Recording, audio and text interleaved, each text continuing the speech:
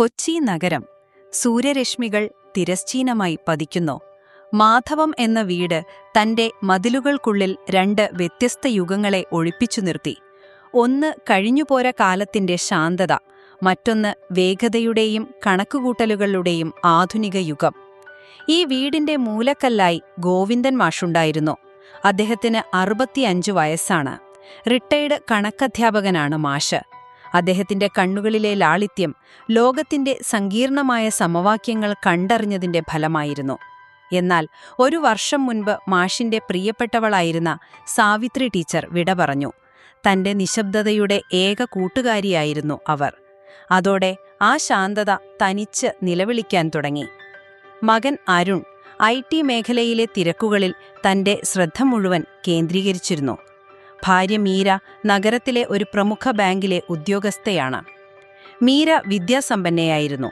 അവളുടെ ചിന്താഗതികൾ കൃത്യമായി കണക്കുകൾ കൂട്ടുന്ന ഒരു കോർപ്പറേറ്റ് തലച്ചോറിൻ്റേതായിരുന്നു. അവൾക്ക് സമയമെന്നാൽ പണമാണ്, ഊർജമെന്നാൽ ഉൽപ്പാദനക്ഷമത. മീരയുടെ കാഴ്ചയിൽ ഗോവിന്ദൻ മാഷ് മാധവം വീടിന്റെ ഒരറ്റത്ത് വെറുതെ ഇരുന്ന് സമയം കളയുന്ന ഒരാളായിരുന്നു. അദ്ദേഹം റിട്ടയർ ചെയ്തിട്ട് 1 വർഷമായി. മീരയ്ക്ക് മാഷിന്റെ ഇരിപ്പ് ഒരു വലിയ ചോദ്യചിഹ്നമായിരുന്നു. അരുൺ, വീട്ടിലിരിക്കുന്ന ഒരാൾക്ക് വെറുതെ ഇരിക്കാൻ എങ്ങനെയാണ് കഴിയുന്നത്? നമ്മൾ രണ്ടുപേരും രാവിലെ മുതൽ വൈകുന്നേരം വരെ ജോലി ചെയ്യുന്നു. അച്ഛൻ ദിവസം മുഴുവൻ വായനയും ധ്യാനവുമായി ഇരുന്നാൽ ഈ വീട്ടുജോലിയുടെ ഭാരം കുറയുമോ? പ്രായമായെന്ന് പറഞ്ഞ് ഒഴിയുകയാണോ? മീരയുടെ വാക്കുകൾ അമ്പുപോലെയായിരുന്നു, കൃത്യം ലക്ഷ്യത്തിൽ തറയ്ക്കുന്നവ. അരുൺ ഭയന്നത് ആ വൈകാരികമായ നിമിഷങ്ങളെയായിരുന്നു. മീര, അച്ഛന്റെ കാര്യം വിട്. അമ്മ പോയതിൽ പിന്നെ അച്ഛനൊരു വിഷാദമുണ്ട്. നീ അച്ഛനെ വിഷമിപ്പിക്കരുത് എന്നു പറഞ്ഞ് അവൻ ഒഴിഞ്ഞുമാറി. പക്ഷെ മീരയുടെ മനസ്സ് ഇതൊന്നും അംഗീകരിച്ചില്ല. വീടിന്റെ ഓരോ കോണിലും താൻ അനുഭവിക്കുന്ന ജോലിഭാരം, താൻ മാത്രം ചുമക്കേണ്ടി വരുന്ന ഉത്തരവാദിത്വം, ഇതെല്ലാം അവൾ മാഷിന്റെ അലസതയിൽ ആരോപിച്ചു. മീര ദേഷ്യം വരുമ്പോൾ പതിവായി മാഷിനോട് ചോദിക്കും, വീട്ടിലെ ഒരു കാര്യത്തിനും ആരും ഒരൽപ്പം പോലും സഹായിക്കാനുണ്ടാവില്ലേ? ഈ ചോദ്യം കേട്ട് ഗോവിന്ദൻ മാഷ് ഒരു മറുപടിയും പറയാതെ മന്ദഹസിക്കും. തന്റെ തൂവള്ള കൈത്തണ്ടയിലെ ചുളിവുകളിൽ ഒരൽപ്പം ചിരി ഒളിപ്പിച്ചാണ് അദ്ദേഹം ചിരിക്കുന്നത്. ആ ചിരി മീരയെ കൂടുതൽ പ്രകോപിപ്പിച്ചു. ആ പുഞ്ചിരിയിൽ പരിഭവമോ നിഷേധമോ ഉണ്ടായിരുന്നില്ല. അത് ലോകത്തിന്റെ എല്ലാ വിധി തീർപ്പുകളെയും തന്റെയുള്ളിൽ ഏറ്റുവാങ്ങിക്കൊണ്ട് കയ്പില്ലാതെ മുന്നോട്ടു പോകുന്ന ഒരു മഹാത്മാവിൻ്റേതായിരുന്നു. അച്ഛനൊന്നും പറയില്ല, ഒന്നും ചോദിക്കില്ല, മീര മനസ്സിൽ കുറിച്ചു. പക്ഷേ ആ നിശബ്ദത എനിക്കൊരു സഹായമല്ല. മീരയുടെ ഉള്ളിലെ സംശയം ഒരു പുകയായി അവശേഷിച്ചു. തന്റെ ചിട്ടയായ ജീവിതത്തിൽ സംഭവിക്കുന്ന ഈ മാജിക്കൽ കാര്യങ്ങൾ എന്താണെന്ന് അവൾക്ക് കണ്ടെത്തണമായിരുന്നു. വീടെന്നും വൃത്തിയായി കിടക്കുന്നു. ഉണ്ണിയുടെ സാധനങ്ങൾ കൃത്യസ്ഥലത്ത്. തന്റെ ഓഫീസിലേക്കുള്ള പോക്കറ്റിൽ ചിലപ്പോൾ തലേന്നെടുക്കാൻ മറന്ന കാർക്കി. ഈ ചോദ്യങ്ങൾക്ക് ഗോവിന്ദൻ മാഷിന്റെ നിഷ്ക്രിയത്വം ഒരുത്തരമായിരുന്നില്ല. ഒരു സ്ഥാപന മേധാവിയുടെ കൃത്യതയോടെ അവൾ പ്രശ്നത്തെ സമീപിച്ചു. ഒടുവിൽ ഒരു പഴയ സുഹൃത്തിന്റെ ഉപദേശം സ്വീകരിച്ച് മീര സ്വീകരണമുറിയിൽ ചെറിയൊരു ഇൻഡോർ CCTV ക്യാമറ രഹസ്യമായി സ്ഥാപിച്ചു. പൂച്ചെടികൾക്കിടയിലായിരുന്നു അത് വച്ചത്. മാഷെ സംശയിക്കുന്നതിലും നല്ലത് സത്യം അറിയുന്നതാണ് എന്നവൾ സ്വയം ന്യായീകരിച്ചു. ക്യാമറയുടെ ചുവന്ന വെളിച്ചം അവൾക്ക് നേരെ കൺചിമ്മി. തന്റെ വീട്ടിലെ സ്വകാര്യതയിലേക്ക് ഒളിഞ്ഞു നോക്കുന്നതിനുള്ള കുറ്റബോധം അവൾക്ക് അനുഭവപ്പെട്ടു. എങ്കിലും സത്യം അറിയാനുള്ള കോർപ്പറേറ്റ് നിർബന്ധം അവളെ മുന്നോട്ട് നയിച്ചു. ആദ്യ ദിവസങ്ങളിലെ ദൃശ്യങ്ങൾ സാധാരണമായിരുന്നു. എന്നാൽ ഒരാഴ്ചയ്ക്ക് ശേഷം അവൾ മൊബൈലിൽ റെക്കോർഡ് ചെയ്ത ടൈം ലാപ്സ് ദൃശ്യങ്ങൾ പരിശോധിച്ചു തുടങ്ങി. അപ്പോൾ അവളുടെ ലോകം കീഴ്മേൽ മറിഞ്ഞു. അവളുടെ കയ്യിലെ ഫോൺ വിറച്ചു. പുലർച്ചെ 4:50. അടുക്കളയിലെ യാഗം. നഗരം ഇരുട്ടിലുളങ്ങുമ്പോൾ മാധവം ഉണരുന്നത് ഗോവിന്ദൻ മാഷിന്റെ നേർത്ത കാൽപ്പെരുമാറ്റം കേട്ടാണ്. തണുത്ത നിലത്ത് ചെരുപ്പില്ലാതെ അദ്ദേഹം അടുക്കളയിലേക്ക് പോകുന്നു. തണുത്ത ടാപ്പ് വെള്ളത്തിൽ കൈമുക്കി തലേന്നത്തെ അഴുക്കായ പാത്രങ്ങൾ കഴുകുന്നു. അതൊരു വെറും പാത്രം കഴുകലായിരുന്നില്ല, അത് ഒരു യാഗമായിരുന്നു. ഗ്യാസ് അടുപ്പിലെ കരിപിടിച്ച കുക്കറിന്റെ അടിഭാഗം അദ്ദേഹം ശ്രദ്ധയോടെ ഉരച്ചു കഴുകി വൃത്തിയാക്കി. കൈകളിലെ വാതരോഗം കാരണം മാഷിന്റെ വിരലുകൾ ഇടയ്ക്ക് കോച്ചി പിടിച്ചു. എന്നാൽ വേദനയോടെ ആ കൈകൾ അദ്ദേഹം തടവി. എന്നിട്ട് ഒരു പിറുപിറുക്കൽ പോലെ പറഞ്ഞു, വേദനിച്ചാലും വേണ്ടില്ല, എന്റെ മരുമകൾക്ക് രാവിലെ എളുപ്പമാകണം. മാഷി കഴുകുന്ന ഓരോ പാത്രവും അടുക്കി വെക്കുന്നത് ഒരു കണക്ക് മാഷിന്റെ കൃത്യതയോടെയായിരുന്നു. അടുക്കള എന്നും തിളങ്ങി നിന്നതിന്റെ രഹസ്യം മീര കണ്ടു. താൻ അലസനെന്ന് കരുതിയ മനുഷ്യന്റെ നിശബ്ദമായ ഉരുകിയൊഴുകലായിരുന്നു അത്. അടുക്കളയിൽ നിന്ന് നേരെ പേരക്കുട്ടി ഉണ്ണിയുടെ മുറിയിലേക്ക്. മാഷു മെല്ലെ അവനെ തലോടും. ശേഷം അവന്റെ സ്കൂൾ ബാഗ് തുറക്കും. തലേന്നത്തെ പേപ്പറുകളും പെൻസിലുകളുടെ ചികിളുകളും മാറ്റും. ഉണ്ണി കളഞ്ഞു എന്ന് കരുതിയ ഒരു കളിപ്പാട്ടം ബാഗിന്റെ മൂലയിൽ നിന്ന് തപ്പിയെടുത്ത് മേശപ്പുറത്ത് വയ്ക്കും. ഉച്ചഭക്ഷണത്തിന്റെ പാത്രങ്ങൾ കഴുകി ഭദ്രമായി വയ്ക്കും. എന്നിട്ട് ഉണ്ണി അറിയാതെ അവന്റെ ലഞ്ച് ബോക്സിന്റെ പോക്കറ്റിൽ ഒരു ചെറിയ മിഠായിയോ ചോക്ലേറ്റോ വയ്ക്കും. ഈ സ്നേഹത്തെക്കുറിച്ച് ഉണ്ണി പോലും അറിഞ്ഞിരുന്നില്ല. ജനലരികിൽ വലിച്ചെറിഞ്ഞിട്ട ചെരുപ്പുകൾ എടുത്ത് തുടച്ച് അലമാരിക്ക് താഴെ വയ്ക്കുമ്പോൾ മാഷിന്റെ മുഖത്ത് ഒരു ചിരിയുണ്ടാവും. എല്ലാം കൃത്യമായിരിക്കണം, എന്റെ കൊച്ചുമകന് ഒരു കുറവും വരരുത്. ഈ സ്നേഹത്തിന്റെ കർമ്മത്തിന് അദ്ദേഹം ഒരു പ്രതിഫലവും ആഗ്രഹിച്ചിരുന്നില്ല. ദിവസത്തിലെ ഏറ്റവും വൈകാരികമായ നിമിഷം രാത്രിയിലായിരുന്നു. എല്ലാവരും ഗാഠനിദ്രയിലായി.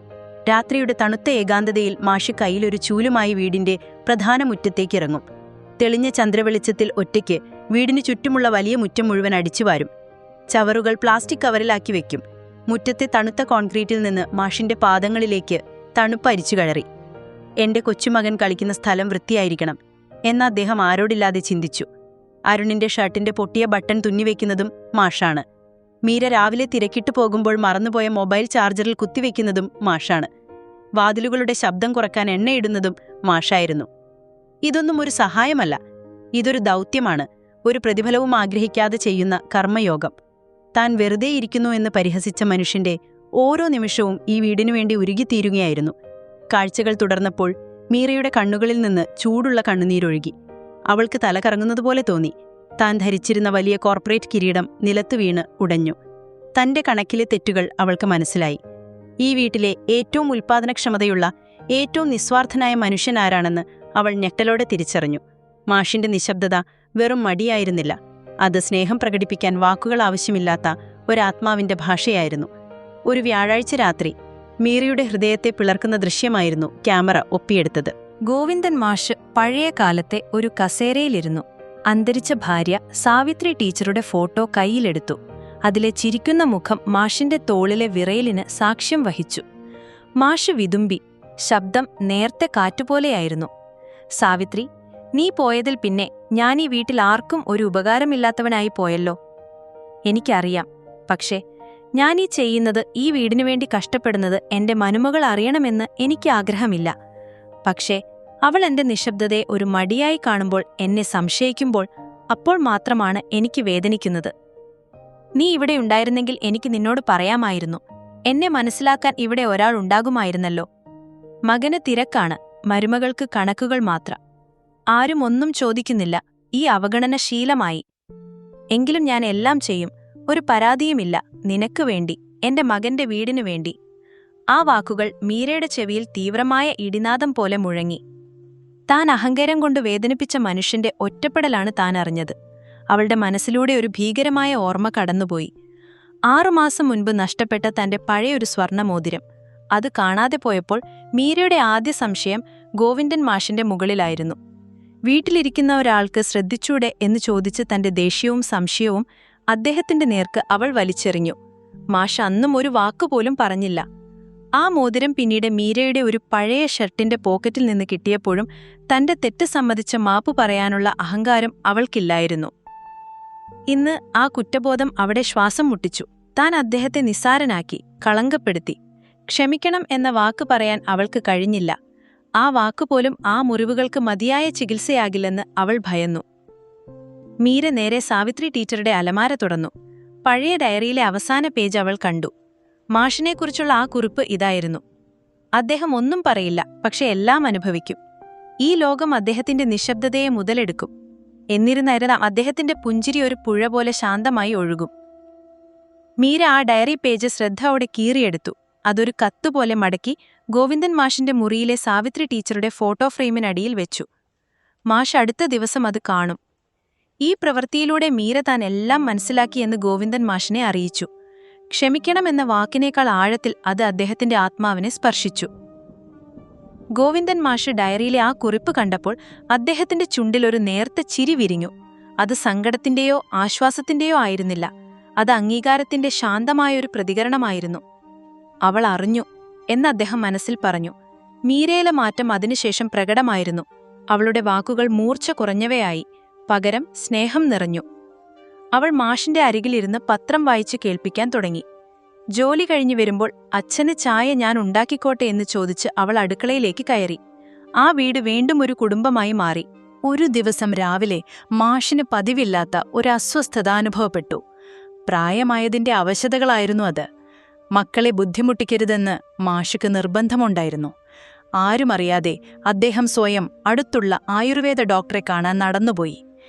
ഈ സ്വതന്ത്രമായ വേദന സഹിക്കൽ മീരയുടെ ഹൃദയത്തെ തകർത്തു. ഈ വീട്ടിൽ അദ്ദേഹത്തിന് ഇത്രയും ഏകാന്തതയുണ്ടോ? അവൾ സ്വയം ചോദിച്ചു. അന്നു മുതൽ മീര അദ്ദേഹത്തെ സ്നേഹത്തോടെയും ബഹുമാനത്തോടെയും പരിചരിച്ചു. മരുമകളെന്ന ഭാവം വിട്ട് അവൾ ഒരു മകളായി മാറി.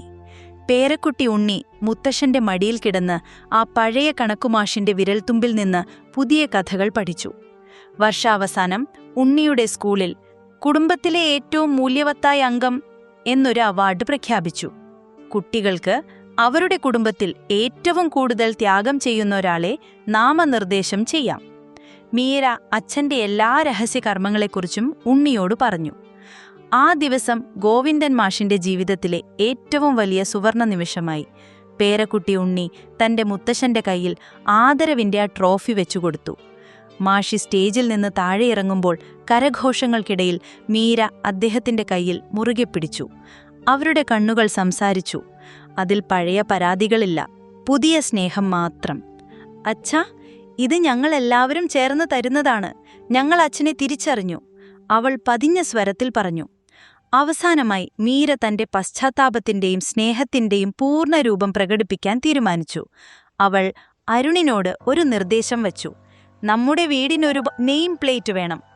ഒരുപാട് ചിന്തിച്ചാണ് ഞാനത് തീരുമാനിച്ചത്. അച്ഛന്റെ സമ്മതം വേണ്ട, ഇത് ഞാൻ സ്വന്തമായി ചെയ്യുന്നതാണ്. അരുൺ അത്ഭുതത്തോടെ നോക്കി നിന്നു. മീര ഒരു ശില്പിയെ വിളിപ്പിച്ചു. വലിയൊരു തേക്കുതടിയിൽ മനോഹരമായ അക്ഷരങ്ങൾ കൊത്തിവെച്ചു. ആ ബോർഡ് വീടിന്റെ പ്രധാന വാതിലിന് പുറത്ത് സ്ഥാപിച്ചു. അന്നു വൈകുന്നേരം ഡോക്ടറെ കണ്ട് ക്ഷീണിച്ചു വീട്ടിലേക്ക് നടന്നുവന്ന ഗോവിന്ദൻ മാഷ് ആ നെയിം പ്ലേറ്റ് കണ്ട് നിശ്ചലനായി നിന്നുപോയി.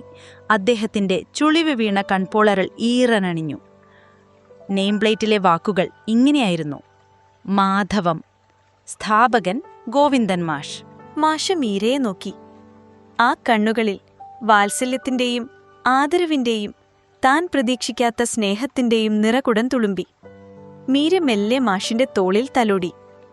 അച്ഛാ, ഞങ്ങൾ പുറത്ത് കെട്ടിപ്പൊക്കിയ ചുവരുകളാണ് ഈ വീട്. എന്നാൽ ആരും കാണാതെ അച്ഛന്റെ സ്നേഹം കൊണ്ട് കഴുകി വൃത്തിയാക്കിയ, ആരും ചോദിക്കാതെ അച്ഛന്റെ കണ്ണീരുകൊണ്ട് നനഞ്ഞ, കാണാൻ കഴിയാത്ത അടിത്തറയാണ് യഥാർത്ഥ വീട്. അതിന് ഒരൊറ്റ സ്ഥാപകനേ ഉള്ളൂ, എന്റെ അച്ഛൻ. തന്റെ ഭർതൃപിതാവിന് മീര നൽകിയ ഏറ്റവും വലിയ സ്നേഹപ്രകടനമായിരുന്നു അത്. ഗോവിന്ദൻ മാഷിന്റെ നിശബ്ദതയിൽ ഒളിപ്പിച്ച ഏകാന്തത ഒടുവിൽ ഇല്ലാതായി.